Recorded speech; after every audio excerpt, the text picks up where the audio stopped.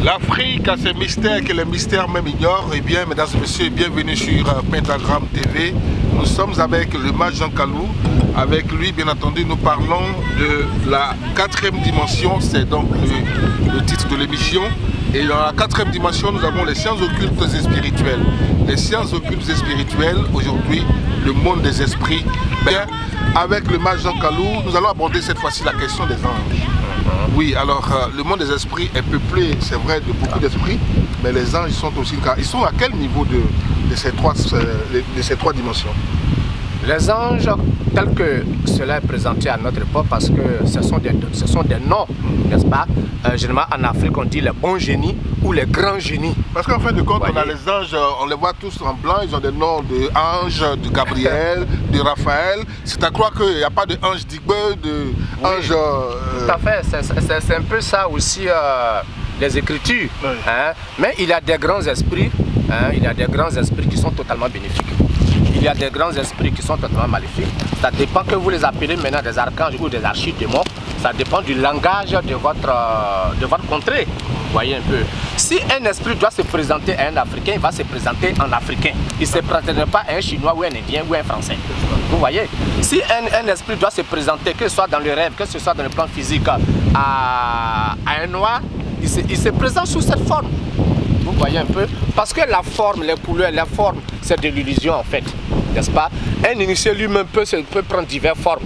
Les esprits, selon leur nature, leur essence, sont capables de prendre diverses formes. Hein? Diverses formes. Donc vous voyez que la notion de forme n'est pas trop importante. Ce qu'il faut retenir, c'est que dans le monde des esprits qui nous entourent, il y a les positifs, il y a les négatifs. Il y a les bons, il y a les mauvais. Il y a les supérieurs, il y a les inférieurs. On va donc se référer à la tradition tantrique. Les tantras comme le Vedanta, n'est-ce pas, qui constitue dans notre système sur les plus hauts niveaux de spiritualité et de sciences occultes, nous disent ce qui est correct, ce qui est norme, ce qui est exact, que l'univers obéit à 3 énergies qu'on appelle en sanskrit sattva, rajas et tamas. Qu'est-ce que veut dire sattva? Sattva veut dire la lumière, la vérité, la connaissance. Que veut dire rajas? Rajas veut dire la passion, l'activité. Que veut dire tamas? Tamas veut dire l'inertie, l'ignorance, la matière. Vous voyez un peu?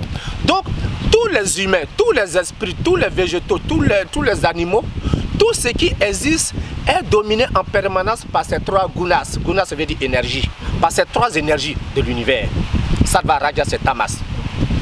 Lumière, connaissance, activité, ignorance. Vous suivez un peu? Donc, il y a donc des esprits comme des humains sattviques, c'est-à-dire des hommes de lumière, de connaissance, qui aiment le bien et le bonheur. Il y a des êtres qui sont dominés par l'énergie rajas. Ceux-là, c'est les gens qui sont toujours en mouvement. C'est-à-dire qu'ils peuvent se réveiller à 2 h du matin, commencer à chercher l'argent jusqu'à minuit. Mais déjà à 2 h, ils les réveillent encore, ça va encore. Eux, ils sont tantôt influencés par sattva, l'énergie de la connaissance, de la lumière, tantôt influencés par tamas, l'énergie de l'ignorance et de l'idiotie. Il y a donc des humains et des esprits qui sont dominés tantôt par sattva, tantôt par rajas, tantôt par tamas. Vous voyez un peu? C'est comme ça les choses se passent dans notre univers. Donc il y a des esprits sattviques, des esprits rajasiques et des esprits tamasiques. Allons un peu plus en profondeur si vous me permettez. Les esprits tamasiques sont tellement ignorants qu'ils ne maîtrisent pas les techniques de concentration pour puiser l'énergie universelle. Qu'est-ce qu'ils font? Ils préfèrent le voler simplement chez les humains. Ceux-là on demande beaucoup de sacrifices. Sacrifice de chiens, sacrifice de chats, sacrifice de pigeons, sacrifice d'animaux sans cesse. C'est les esprits tamasiques. C'est les esprits tamasiques. Ils se nourrissent de l'énergie que l'être humain donne comme animal. Mais je vais vous faire quelque chose qui est très intéressant. Quand par un accident donné, une voiture par exemple écrase un coq, ces esprits-là devraient venir boire l'énergie qui est là. Mais ils ne le font pas. Pourquoi? Parce que ce n'est pas un sacrifice. Parce que ce n'est pas donné par l'être humain. Il n'y a pas l'intention qui sous-tend la chose. Tout à fait. Il n'y a pas l'énergie de l'homme dedans. Oh, je vais vous dire une loi, je vais vous expliquer et je vais vous dire une loi occulte. le sacrificateur, le sacrifice et le bénéficiaire du sacrifice sont identiques. C'est comme un lien invisible s'établit entre celui qui sacrifie l'animal, le fétiche ou le génie ou l'ange qui prend l'animal. Un lien invisible s'établit entre les deux. De telle sorte que le génie qui est de l'autre côté, par l'intermédiaire du sang, de l'énergie contenue dans le sang de l'animal, peut puiser aussi un peu du sang de l'être humain. Très bien. Voilà le danger des sacrifices. Mais attendez, en fin de compte, allez voir un féticheur pour sacrifier un bélier, un mouton, un cheval, un coq, tranquillement, vous avez sacrifié une partie de vous-même. Exact. Expliquez mieux. Exact. Aujourd'hui en Afrique, c'est bien cela qui... Mais c'est ça le mal de l'Afrique. Il y a les combien, il y a les combien là, les féticheurs, on va les voir, avec avant nous deux poulets, 3 poulets. Voilà. Donc il y a des conséquences derrière. Très bien. Expliquez-nous mieux cette affaire-là, ça va intéresser nos amis. Très bien. Très bien.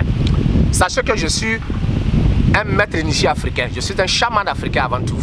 Voilà. Je suis un chaman africain avant tout. Voilà. Bien. Ceci étant, celui qui donne le sacrifice, je le prends encore, c'est une loi occulte, celui qui donne le sacrifice, mais ces lois occultes ne sont même pas connues par ces praticiens que vous allez voir. C'est bien normal, ils sont excusables. Hein? Quelqu'un qui a arrêté les études à l'école primaire, il est excusable. Quelqu'un qui a arrêté les études au lycée, il est excusable. Il n'a même pas fait l'université MP. Donc il est excusable. Il en est même des sciences, on dit science, c'est-à-dire savoir. On en va dans le mystère de la 4e dimension pour acquérir un savoir, dans les dimensions métaphysiques. Vous comprenez un peu? C'est ainsi qu'on dit maître ou mage. C'est une question d'appellation. Vous voyez un peu. Donc je reprends la loi occulte. Celui qui sacrifie, vous êtes mon client. Supposons que je suis un pauvre féticheur qui a de bonnes intentions. C'est vous qui donnez l'animal. Ce n'est pas le féticheur qui donne. Donc lui vous met en contact par le truchement de la vie de l'animal qui est une partie de votre vie. De votre énergie physique, qui est l'énergie du sang, de votre sang. Donc il vous met en contact et par conséquent, l'entité, le génie en question vampirise un peu de votre énergie. De votre énergie vitale. De votre énergie vitale. En plus, vous allez chez le féticheur, et même vous mourrez un peu. C'est vous le vrai sacrifice. Voilà le danger des sciences occultes quand on ne les connaît pas. Voilà le danger des sciences occultes. On vous dit prenez un œuf, allez-y casser. Ah, c'est intéressant. Mais voyez-vous, j'ai dit tout à l'heure que l'univers est quadripolaire. N'est-ce pas? La tête de chaque être humain est dominée par le feu, la poitrine est dominée par l'air, le ventre est dominé par l'eau, les pieds sont dominés par la terre. Quand vous prenez un œuf, il y a la coque dure de l'œuf, ça c'est l'élément terre. Il y a la membrane que vous trouvez, ça c'est l'élément air. Il y a le blanc qui est à l'intérieur qui est l'élément eau et il y a le jaune qui est l'élément feu. Les 4 éléments qui constituent l'être humain et dans l'univers sont symbolisés par un œuf. Et la forme de l'œuf est la forme du lingam, c'est-à-dire de l'univers.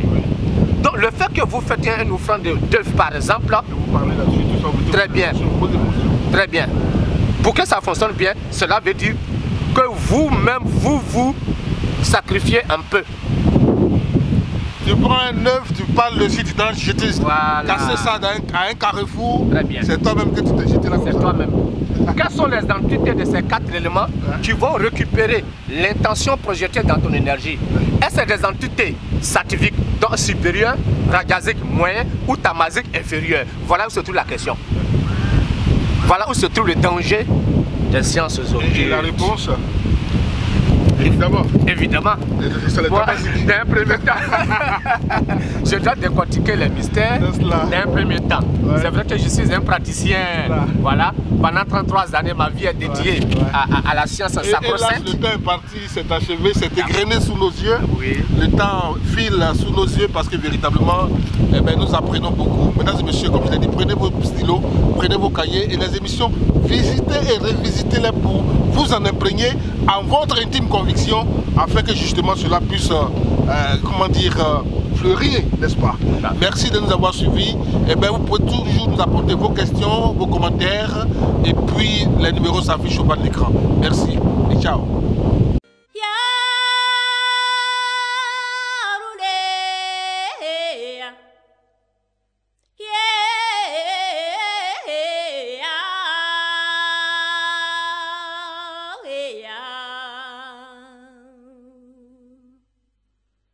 Mita